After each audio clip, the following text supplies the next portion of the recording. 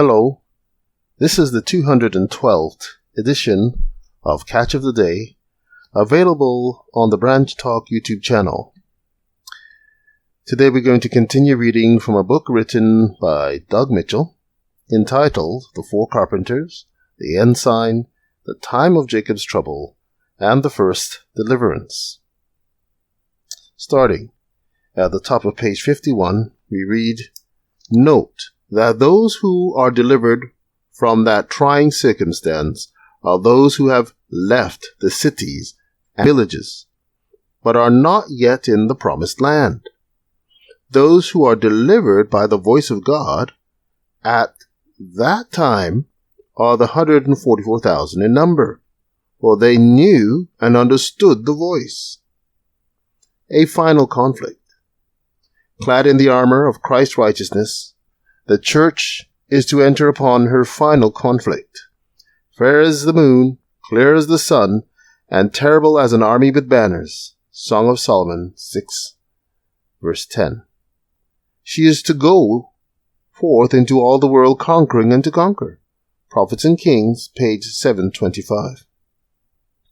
Therein we see what is to transpire after the church is clad in the armor of Christ's righteousness, after she has been transformed from the church militant, intermingled with sin and sinners, to the church triumphant, free from all defects.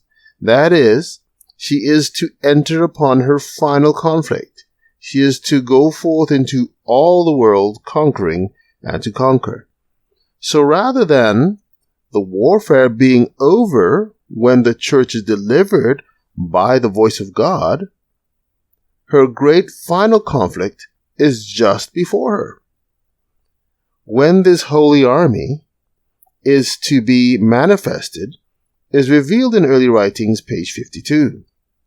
Said the angel, "At the voice of God, the saints will be mighty and terrible as an army with banners." Of this manifestation of the voice of God it is written, "And the Lord shall utter his voice before his army. For his camp is very great. For he is strong that executeth his word. For the day of the Lord is great and very terrible, and who can abide it?" Joel 2, verse 11. Again, why would the people of God be made a mighty army with banners at the voice of God if the war was over at the time of her first deliverance? As we have read, it is quite the contrary. Her first deliverance only marks the beginning of the final conflict between Satan and his army and the purified church, Christ's goodly horse in battle. Zechariah 10, verse 3. God's battle axe, Jeremiah 51, verse 20 to 25. Thus the first deliverance at the time that the voice of God is heard is not the final deliverance. The final deliverance is at Christ's visible appearance in the clouds of heaven.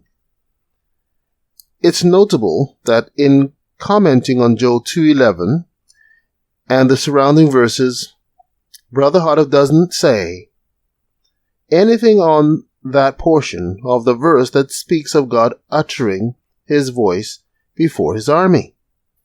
As that event is paramount in determining when his army is manifest, then it behooves us to take into consideration all that the spirit of prophecy has to say about that event. Likewise, to correctly understand the unfolding of the events that are to culminate in the setting up of the kingdom in the promised land, and God's people thereafter becoming fair as the moon, clear as the sun, and terrible as an army with banners, Song of Solomon 6:10, we need to gather up all the relevant light inspiration has given us on the timing of when that condition is to prevail in the church. Concerning when the church will receive the power to be terrible as an army with banners, Brother Hardif said, "The type also shows that God will undertake this clean work among his professed people just before he entrusts them with his very last message to the world, the message of the great and Lord, Malachi 4:5.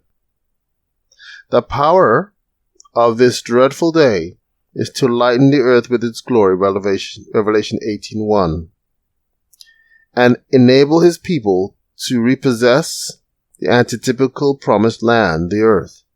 So when the worthless material is consumed, the church, clad in complete armor of light and righteousness, enters upon her final conflict, and the influence of the truth testifies to the world of its sanctifying, ennobling character.